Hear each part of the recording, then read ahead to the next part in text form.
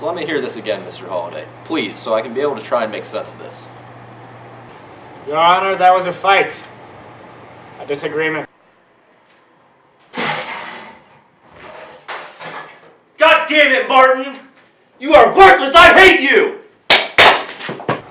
And for the final time, Martin Potog decided he had it.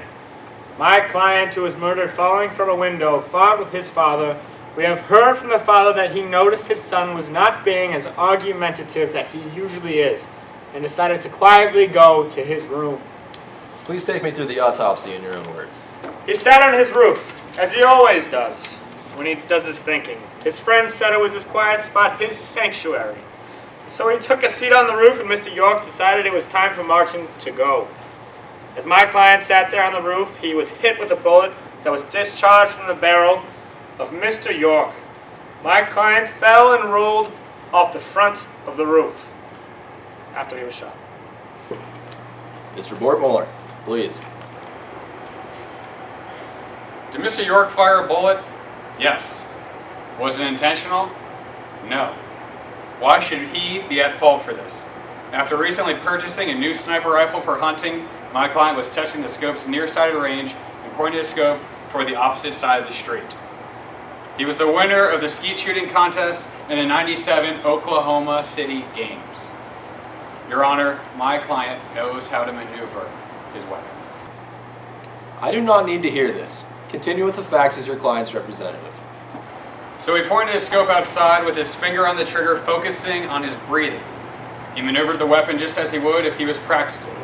Yes, the weapon was loaded so he could maneuver the scope with regular weight of a bullet in the barrel. And then he shot my client! Order! Hold your tongue, Holliday! These deliberations have lasted 2 years too long. Mr. Bortmuller, continue. Staring from brick to brick to try and focus, Mr. York moved from his left toward his right and found Mr. Potog leaning forward from the rooftop. Mr. York took his eyes off the scope and placed them across the street. Then, back to the scope.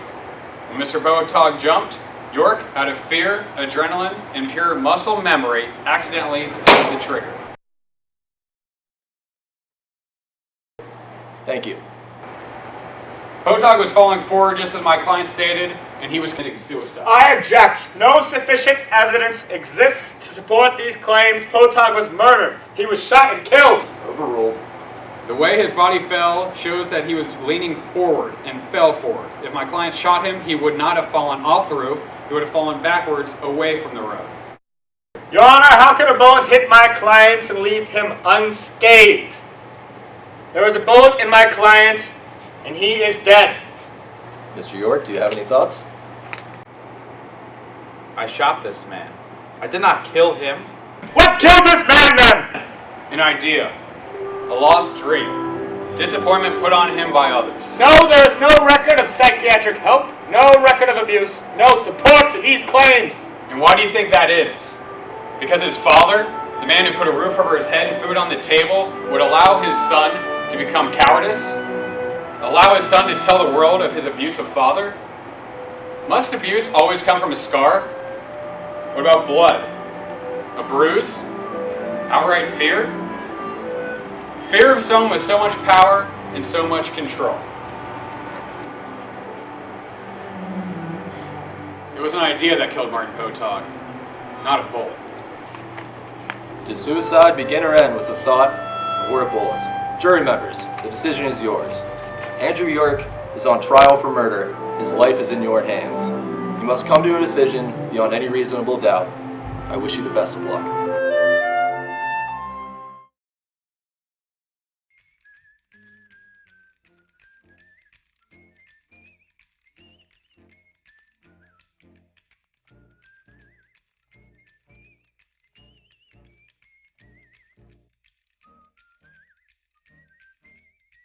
I don't know what you want from me, man. I wish you the best of luck.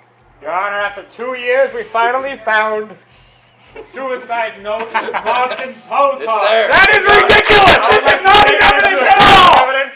Please, Your Honor, read it aloud. A hunter like a pigeon would fly down in a skeet shooting contest.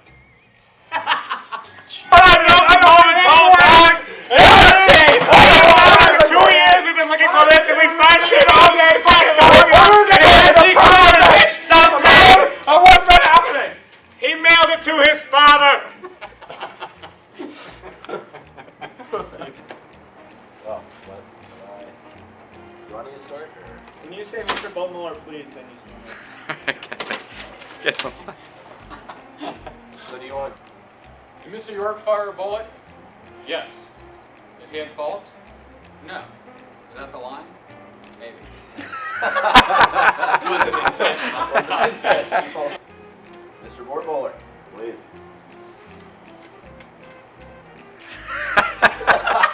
Sorry.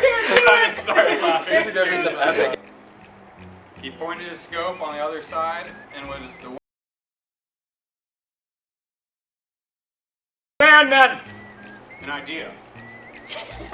I'm sorry. That was just too dramatic. I'm good though. That was so good. I felt that, Kevin. It's the first time I stepped An in the idea. shoe. Kill him. What killed this man then? An idea. Oh, that was Damn it. good too. God damn it! All the good ones you just. So pissed. Okay. In the criminal justice system, the people are represented by two separate yet equally important groups: the police who investigate crime and the district attorneys who prosecute the offenders. These are their stories.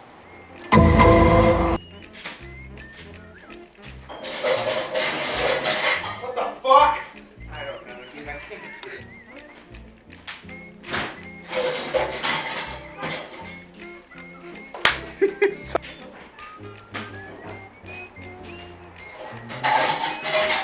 Kidding me. You're worthless, and I hate you. So bad. Just get someone else to do it. All right, the great Kevin Bogan shoots everybody. Okay. The great Patrick Donenville. And your presiding judge from Pittsburgh, Pennsylvania, Matthew Garbin. And the director, the man himself, the legend, the entrepreneur of Flyer Enterprises, the legend himself, Keith.